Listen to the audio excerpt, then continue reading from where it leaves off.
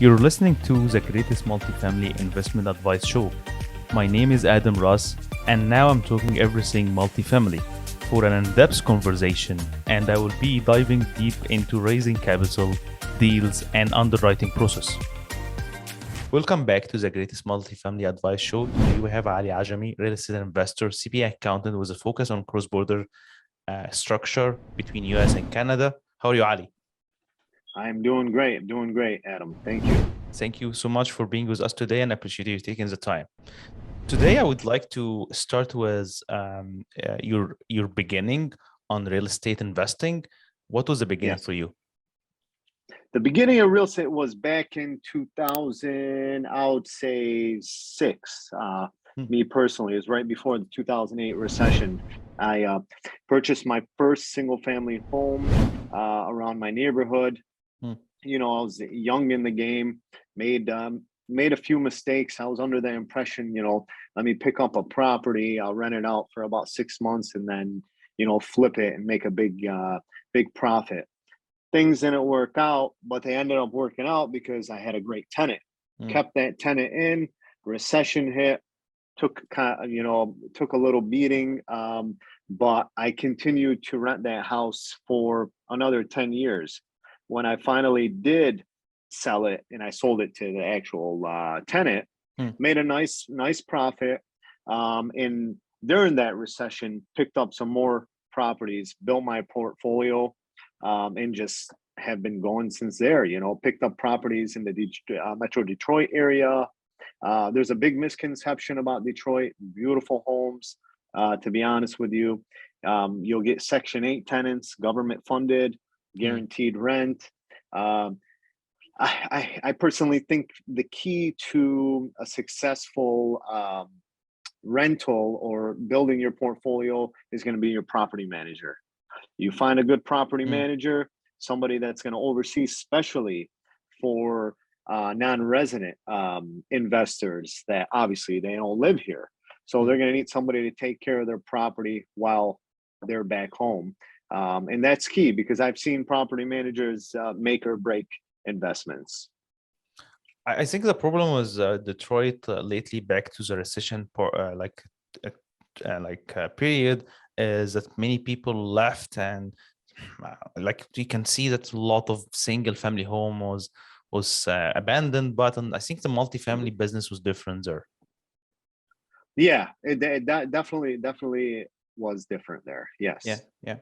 Okay, so back to the main subject here is how Canadians can invest in US, and always the question is how to avoid double taxation, how to have the guarantee to have an actual legal structure, can reserve the right between the two sides, on the US side and the Canadian side. And always I think on the syndication part, as the most popular solution is the GPLP. But the question is how I can avoid double taxation between the IRS and CRA. Right. So number one, you avoid an LLC. A limited liability company is not recognized as a flow-through entity on the CRA side. Yep. So that's your first route of avoiding double taxation. So that's definitely a no-no.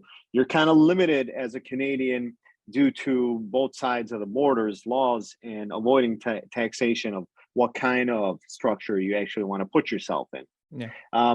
Everybody's situation is different. That's why we have these consultations. We break down what the actual investor would like to do.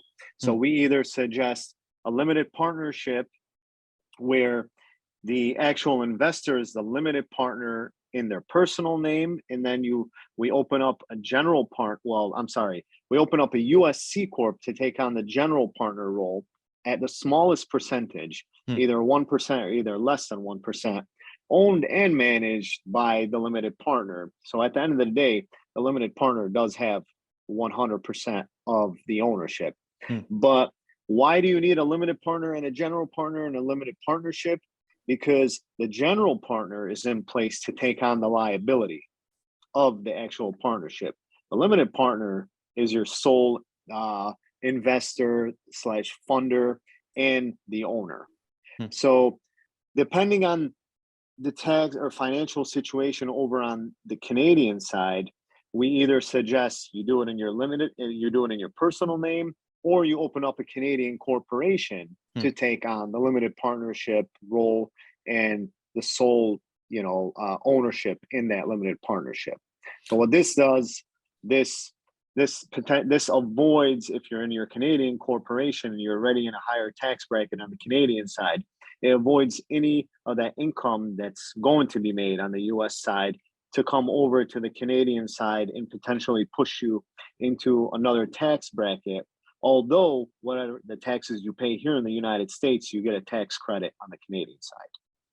Okay, so I think I need to focus on this part. So for Canadian, if they want to invest in US, if they are LPs, they have two solutions: as to use their name or to open first a Canadian LP corporation, and then use this corporation to invest on, again, LP corporation on, or C Corp on US side.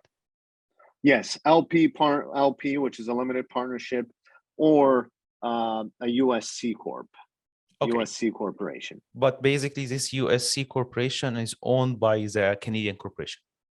That's correct. If you're going to be the limited partner, sole owner in the Canadian corporation. Yes. Okay. What about the general partner? As a Canadian general partner want to invest as an active sponsor on US when he's investing with other American investors as an active. So in this situation, if you have active US partner and active Canadian partner, how is a Canadian partner can work with a US partner? So they would open up their own structure and invest in that separate structure for that investment. That's going to be. So like, let's just say you go ahead, you want to invest in a syndication in Florida with a bunch of other investors. You open up your own corporation slash structure. We'll figure out which one best suits you and for your tax situation. So you put yourself in that through this structure to shield you personally. We don't, we don't like to suggest you go investing in that syndication in your personal name. Because a lot of, potential liability issues can arise from that. Okay, so my next question is about the actual structure. Is usually the people like to suggest that you can register your corporation under Wyoming or Delaware, or I think Delaware and Wyoming, and Delaware and Wyoming are the two most commonly talked about. Yes. Yeah. So this is more about the LLC. It's more also applicable on the LP side because you're gonna open a GPLP. It's gonna be the same. Well, it depends. So what you could do is, for additional, liability and lack of disclosure to who the actual owner is, you could go on a holding company in Delaware or Wyoming as a corp to own that actual limited partnership. It's situational basis, it's thrown out there, like what, the whole Wyoming, no state taxes. That's why a lot of people like to go in there. But one thing people need to understand, the states with no state taxes are applicable only to if you are generating income in that state. So let's just say you have a structure, let's just say you have a property in Ohio, but it's owned by a corporation in Wyoming. You're still going to pay Ohio taxes because Ohio is still subject to paying taxes, where your holding company isn't, but no income's going into that holding company for you to be subject to tax for. So it's suggested only if you want to do you just want to have extra protection, or you want one of those states to hold your assets and hold your other structures. But do you have to open also a corporation under Ohio in this case, or is just going to be the structure is going to be open only on Delaware, for example? So if you open up a structure in Delaware and then you want to go have own property in Ohio, you're going to have to register for something called a certificate to operate in Ohio. Yeah. Because what happens if this Delaware or Wyoming, entity goes into Ohio? What does happen? You'll probably get away with purchasing the property, but when you go to sell the property, title company is going to look up the name. They're like, oh, there's no company. You'll be like, yeah, there is, but it's in Wyoming. It's in Delaware. Tell you, oh, you're not legally doing business in the state of Ohio. You need to register before we can even sell your property. But you don't have to pay a yearly fees for Ohio State, correct? If you don't open a structure in Ohio, yes, you don't have to. Okay. I think another thing about the GPLP, and it's really good for Canadian, is the tax benefits of the depreciations. If you can little bit elaborate on this, it's an actual advantage to Canadians to invest on syndication, especially. Yes. So your question is the advantages of depreciation, because you guys, I know Canadians don't have depreciation. Yeah. So depreciation is, the asset is depreciated over 27 and a half years, the actual building. The land, it depends on, what the county has the land listed at. Sometimes it'd be 10, 15, 20% is not depreciable. But where it benefits the actual investor is, I'm just throwing a number out there. Let's say you have you're invested into a $400,000 house. On a yearly basis, you'll have an additional, on top of all your expenses, you'll have an additional, let's say, $2,000, $2,100 in additional expenses. So where, let's say you're making $10,000 in income, then there's another $8,000 in expenses, where you think you're going to be paying taxes on $2,000, ends up becoming zero because of depreciation. Okay, makes sense. Yeah, which is very nice. Yeah, it is. Correct. I got another question, to be honest, of one of my students about the actual taxes, different taxes between states when you purchase the actual property. In Texas and Florida, it's popular that once you buy the property, is almost the new taxes is doubled. Whereas in Phoenix, for example, there's an actual limit of increasement of the actual new taxes on the property. So can you just a little bit elaborate on this, the difference of dealing with taxes, property tax, once you buy the new property? Yeah, well, I'm not too well equipped with state by state in the property tax, but I'll give you an example. In Michigan, especially, where I'm from, when you purchase a new property, they reassess your property taxes based off what was purchased. Correct. Majority of the time, it's always going to go up. Yeah. So I'm not, like I said, I'm not too familiar with how it works in Texas or in, the Phoenix, Arizona. Area. But the way it typically works, you purchase a new property, whatever the purchase price is, your taxes are going up. You purchase it for lower than it was worth, property taxes for the first year they won't go down, but after you're pretty much grandfathered in, that's when they'll start decreasing. Oh, okay. I think we focused here on one of the most famous structure, which is GPLP. When Canadian want to invest on syndication on US, my question is what is going to be your action as an investor when your active and active sponsor doesn't offer this flexible structure like an LLC? Like one of the a lot of companies on US only offering LLC structure. So if you're a Canadian as a passive, can you invest with them? You can invest with them. Because what's going to happen, that LLC majority, it's going to end up being classified as a partnership. Okay. Because they're going to distribute their funds on a yearly basis, profit wise or even losses to each one of their investors. Okay. What you do as a Canadian investor, you have your own structure. You're not owning the LLC, you're investing in the LLC. Okay. So as long as you have the proper structure in place, or sometimes, some potential investor just invest in their own name, which obviously, like I said earlier in our conversation, that we don't like suggesting, but you're not going to be double taxed because you're investing in this and collecting funds from this. You'll be double taxed when it's owned by you. Like Adam, you own the LLC. That's when you're going to run into issues, not when you're investing into an actual LLC syndication. Because whatever the proceeds are, they're going to be shot back to the 10, 15 potential, syndicators, investors in the syndication. Okay. So far from the GPLP structure in US, what other structure usually Canadian is usually invest in US other than? So another structure would be having a Canadian corporation own a US corp. You just keep it in the corp. And a lot of the times that happens when investors are just leaving their money here in the US. You have your corp rate at 21%. So every year you just pay the 21%.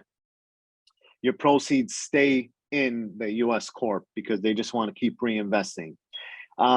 Why it's not common, or why majority of investors don't go into the corp to corp, because not only do you have the 21% corporate rate, there's a distribution rate. So when you take the money out, if it's in your personal, if this Canadian investor or this investor is investing in their personal name in the US corp, they take money out, they're hit with an additional 15%. Well, why we suggest, if you are going to do it in your Canadian corp, you only get taxed at an additional 5% up to $400,000 in dividends. Okay. Yeah. Okay. So in total, it's going to be 26%. 26%, which is, not that whatever, it's not that bad. I mean, but we suggest this when you're going with, you have investors with dozens of properties in this single US corp, and they're just holding the funds in there. And I think this approach more when the actual investor 100% own their properties or investment, not within in partnership with others, correct? Absolutely. Yeah. Partnership with others, you're always going to go with the LP. Oh, okay. LP structure. Okay. So recently, on the last 3-4 years, what was the changes on the legislation about foreigners for investing in US? I mean, there's been additional filings, additional recordings, even though they are informational. Majority of them have been informational. Obviously you have the tax treaty between the US and Canada that has a lot of favorable situations for Canadians to come in here and invest their money. But the majority of the changes have been reporting situations. There's proper certain forms that need to be recorded on top of what you are already filing to the IRS. Okay. So regarding the IRS, you mentioned that the main goal for Canadian is to avoid double taxation. So usually you start with filing the alien application to, first of all, open an actual corporation, and then you file your IRS taxes, and then you file your CRA. So my understanding is this mean that you're not going to pay any taxes in the Canadian side. You're just going to file your taxes or pay your taxes on the US side. Depending on what type of structure you're in, yes. If you're doing it in your personal name, like I said, let's say you purchase a property or two, the first year or two, you're not going to show any profit. First year, you have all your startups with depreciation, then it carries forward to year two. Year two could be a profit, but then at the end of the day on the books, it's showing as a loss because of carryover losses. When you get to the year three, if it's in your personal, what ends up happening, let's throw out a number, you make $2,000 in profit. You pay taxes here in the US, you go back to Canada, you file your personal tax return, you get that as a credit, but then you have to record the additional 2,000 that you did make. 100%. You know, a lot, you know, there are investors that like keeping it in their personal name and don't mind it because it just builds their credibility and gives them more buying power, because it shows, you know, like I make 150 on the Canadian side and an extra 20,000. So on the US side. So now, you know, I'm going to have a higher, you know, income at 170 than I would if I didn't have my investments in my personal name. If you had it in your corp, it's away from your personal. It's only showing 150. So like I said, it's a situational basis of what type of structure, how you're going to invest, what name, so on and so forth. That's why, you know, we like to have consultations to try to fit each potential investor in the proper structure. And then we have them go back to their Canadian accountant, make sure everything looks good on that side of things. And we collaborate and we go from there. 100%.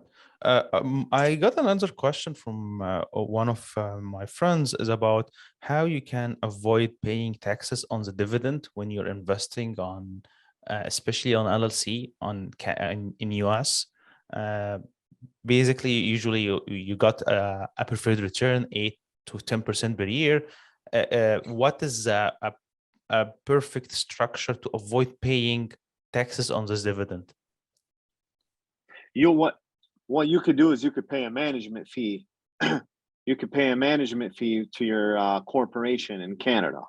Okay. So it eliminates the profit here in the United States because it's going over to the Canadian side as a management fee. Oh, okay. Yeah, that's one of the most commonly used utilities in some of these structures. 100%. I would like to go back to your investment strategy. Where do you invest right now? Are you focused on multifamily or you're focused on single family home on Detroit? Right now, personally, I'm just in single families. Okay. Yeah, single families. I haven't found a good multifamily yet.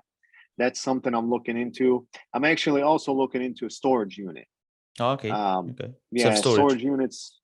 Yeah, they're becoming a big thing. So we're looking actually to build one out. I have a few investors with me. We're building out the plans now. That's something I would suggest as well. That's, you know, the self-storage is different. Yeah, it's definitely different. But back to the single and multifamily, I would love to get into multifamily. I just can't get a hand on one. That's really what it is. Okay. Yeah. I think my final question will be how people can follow your success. Follow well, there's gonna be a lot of error, I'll tell you that. But my word of advice, like I said, and I began with stating this. It's very important, especially that you're not going to be here, to have the proper team in place to oversee your actual property. 100%. Management, property manager, you know, get yourself, you know, monitoring your actual property on a monthly basis. Remember, you can deduct these expenses. You come here to the US, you go from state to state, they're all deductible because you're going to be making some money. You're going to need some deductions. These are deductible items that you can take advantage of. But yeah, I mean, you could go on, look at a property and like it, purchase it. You need a property manager or somebody to do your tenant screening, and then moving forward, be there to take calls from your tenants, make sure they're not destroying your home, guaranteeing your rent, and you know, money will start rolling in. You'll pick up another property and keep going from there. Thanks a lot for your time today, and we're really happy to bring you again to the show. Absolutely. Thank you for having me. It's a pleasure. Thank you, Ali.